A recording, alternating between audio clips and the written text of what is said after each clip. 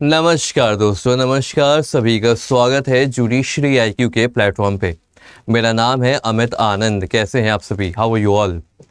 तो जी हाँ, आप सभी को पता होगा कि हमारा जो चैनल है, इस चैनल पे आपको लॉ से रिलेटेड, जुडिशरी से रिलेटेड, लीगल करंट अफेयर्स से रिलेटेड और जो अहम जजमेंट है उनसे रिलेटेड सारी डिटेल्स दी जाती है। तो आज की वीडियो भी ऐसी ही है। इस वीडियो को लाइक और शेयर ज़रूर कर लीजिएगा। साथ ही साथ अगर आप चैनल पे पहली बार आ रहे हैं तो सब्सक्राइब भी ज़रूर कीजिएगा। चलिए देखते हैं मुद्दा क्या है।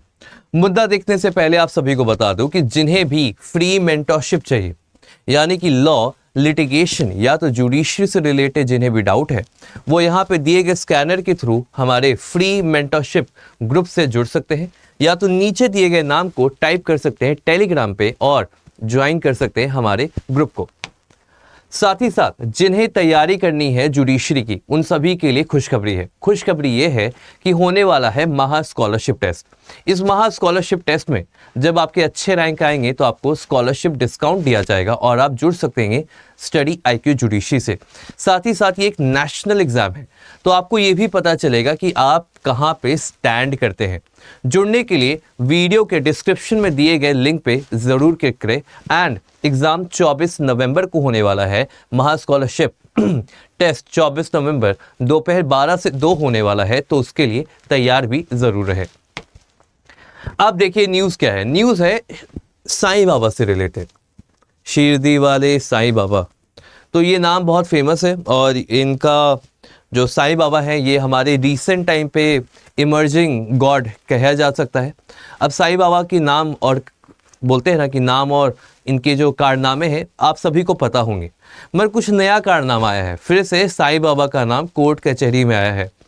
क्यों आया है, चलिए देखते हैं सवाल। चलिए, तो advocate PS Talekar appearing for one of the interveners submitted that a client had been a victim of extortion।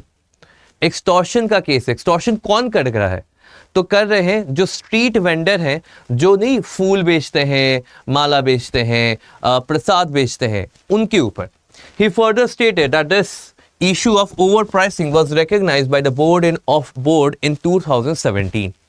तो ये केस किया है एक व्यक्ति ने जो परेशान है उन व्यक्तियों से जो कि माला, फूल और अपने मनचाहे दाम पे बेचते हैं। कोई भी दाम पे, 50, 100, 500, जो मर्जी एक दाम वहां पे डाला जा रहा है। अब देखते हैं केस क्या है।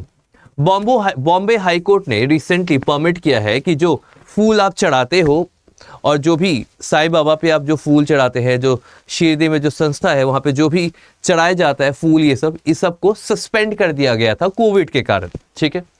A division bench of High Court comprising Justice Mangesh Patil and Justice Shailesh Brahme was hearing an application filed by the ad hoc committee and flower vendors. The committee approached the High Court seeking approval of its resolution allowing the use of flower and garland, while the vendors sought permission to sell them inside the temple premises. अब यहाँ पे मुद्दा क्या है कि जो सामने जो मंदिर के जो भी सामान बेचा जाता है, जो फूल प्रसाद जो भी चढ़ाए जाते हैं, चढ़ाए जाने के लिए, उनके ऊपर केस है कि ये मनचाहे दाम ले रहे हैं। Advocate Anil Bajaj, representing the Sanstha, argued that it had been decided to purchase flower directly from farmer through a credit cooperative society, जो कि संस्था के एम्प्लॉय ही चला रहे हैं। These flowers then be sold within the temple premises at a reasonable price। अब यहाँ पे संस्था की तरफ से ये कहा गया। Advocate P.S. Talekar, appearing for one of the interveners, submitted that his client had been a victim of extortion by street vendor who forced him to buy flower and garland at exorbitant rate. He further stated that this issue of overpricing was recognized by the board in 2017. अब यहाँ पे bench का क्या कहना है? However, the bench, while permitting the use of flower and garland at temple, noted, क्या note किया गया? बेंच का क्या कहना है, कोर्ट का क्या कहना है, बॉम्बे हाई कोर्ट का क्या कहना है, ये देखना जरूरी है।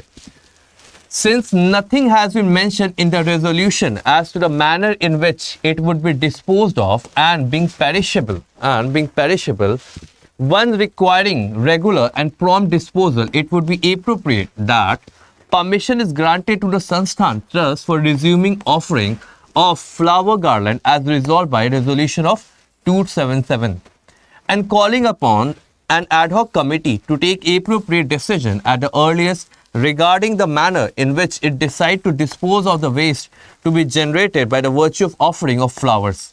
अब कोर्ट का यहाँ पे कहना क्या था?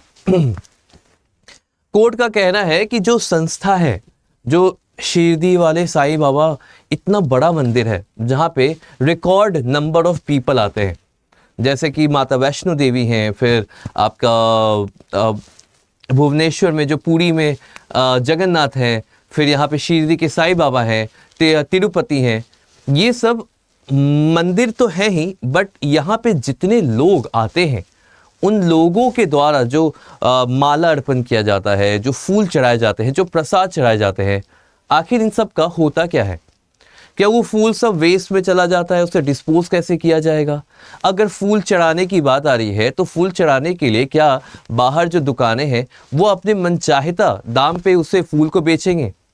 या वहाँ पे भी कोई लिमिट होना चाहिए, या वहाँ पे भी कोई ऐसी अथॉरिटी होनी चाहिए जो उन पे नज़र रखे? अब यहाँ पे हाई कोर्ट का भी यही कहना था कि कोई अथॉरिटी होगी जो ख्याल रखेगी कि फूल जो है फार्मर से सीधा इनके पास आए, ताकि बीच वाले जो लोग हैं जो उस दाम को 5 से 500 लेके जाते हैं उन पे नियम और कानून लाया जा सके। साथ ही साथ कोर्ट ने ये भी कहा कि जब फूल चढ़ा दिया जाता है उसके बाद उस फूल का क्या होगा, उसे डिस्पोज कैसे करोगे, उसे कैसे आप वेस्ट होने तक उसको कैसे आप यूटिलाइज करिएगा, उसके ऊपर भी कड़े कदम उठाने चाहिए। इस केस का नाम है श्री साईं बाबा संस्थान Shirdi versus state of Maharashtra.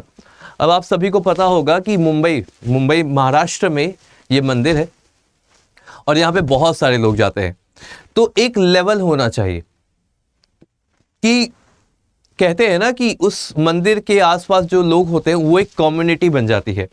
उस कम्युनिटी को कंट्रोल करने के लिए, ताकि कोई मनचाहिता दाम ना लगाए, कोई एग्जॉर्बिएंट दाम ना हो जाए, कोई ऐसा रेट ना लगे जो कि लगे कि यार ये तो मैक्सिमम अमाउंट है, उनके ऊपर भी लिमिट होनी चाहिए। क्योंकि ये केस वहीं से उजागर हुआ है जब एक व्यक्ति साईं बाबा के मंदिर जाते हैं फूल चढ़ाने के लिए और फूल खरीदने के लिए उनसे उस दाम पे बात होने लगती है कि वो परेशान हो जाते हैं, वो कोर्ट का सीधा दरवाज़ा खटखटाते हैं। कोर्ट ने उन्हें राहत तो दी ही है मगर एक डायरेक्शन दिया है कि डायरेक्शन होना चाहिए, और इस डायरेक्शन का ख्याल संस्थान रखेगी, शिरडी के संस्थान रखेंगे।